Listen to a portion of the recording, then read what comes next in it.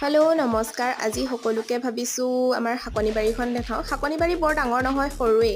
এয়া কুন্দুলিও লাগি আছে হেন্দালি, আৰু এয়া বেঙেনা লাগিছে, ডাঙৰ বেঙেনাটো কেইবাজোপাও লাগি আছে বাৰু, এনেকৈ খাব পৰা হৈ আছে ঘৰতে। আৰু দাংবডিও লাগিছে, সৰু সৰু হৈ থাকোঁতে অলপ ছিঙি লৈছোঁ, মানে ডাঙৰ হ'লে খাই ভাল নালাগে আৰু দিয়কচোন।